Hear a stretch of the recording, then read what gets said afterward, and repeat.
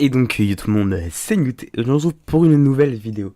On se retrouve pour une autre analyse de film que j'ai vu ce mois-ci, donc qui est La Mule. Le film est sorti en 2018, et c'est un drame biographique coproduit par Clint Eastwood, dans lequel il incarne le protagoniste.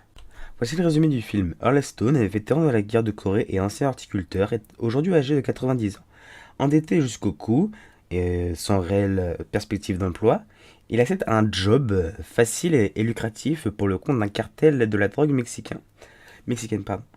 Mais parallèlement, Colin Bates, agent de la DEA, cherche la fameuse personne faisant ce travail pour le cartel de la drogue mexicaine.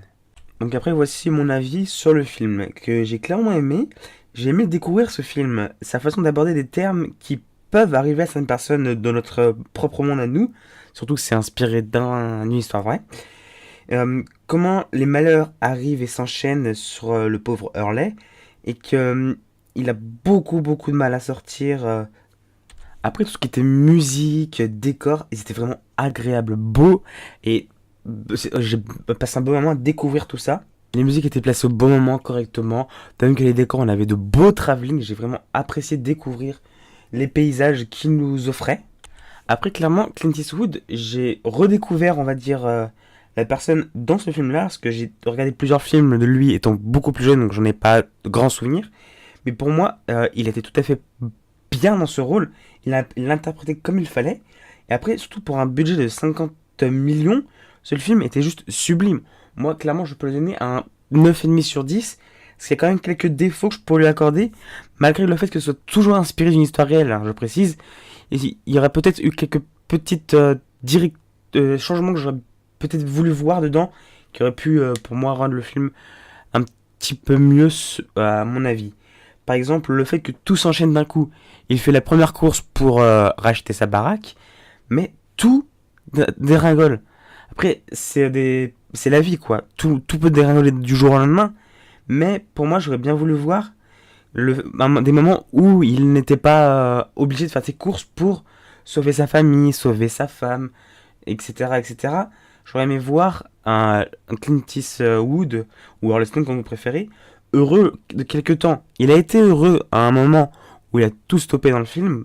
On le voit très clairement. Je vais éviter d'en détailler plus pour éviter de vous spoiler. Mais c'était de courte durée. C'est rapidement fait rattraper. Et c'est ça peut-être mon seul regret.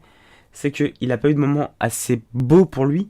Malgré le fait qu'il a, on va dire, gâché sa vie de famille à l'époque. Ce qui donc est pour moi un effet papillon. Il gâche sa vie de famille. Il aurait subi les répercussions après. Mais la fin du film, clairement, est belle. Parce qu'on voit que c'est un drama, mais en même temps, le film se finit bien pour le protagoniste principal du film. On voit qu'il est heureux, qu'il a ce qu'il veut à la fin, même si sa situation finale est moyenne. Bon bah voilà, j'espère que ça vous a plu en tout cas. J'essaye un nouveau format de vidéo que j'ai jamais abordé sur ma chaîne, c'est donc parler de films et de pas uniquement de japanimation, de films animés inspirés de manga, etc. J'essaie d'aborder toute autre chose de films que j'ai moi-même vu ou qu'on m'a conseillé et que je souhaite partager sans forcément avoir vu. Donc je ne me spoilerai pas et je ferai pas de spoil sur ce genre de film. Mais en tout cas, j'aimerais bien avoir vos retours de comment je pourrais améliorer ça, parce que c'est pour le moment, on va dire, des essais que je fais pour voir comment je pourrais faire ça. Et en tout cas, moi je vous dis bye. Et à la prochaine, c'était Newt.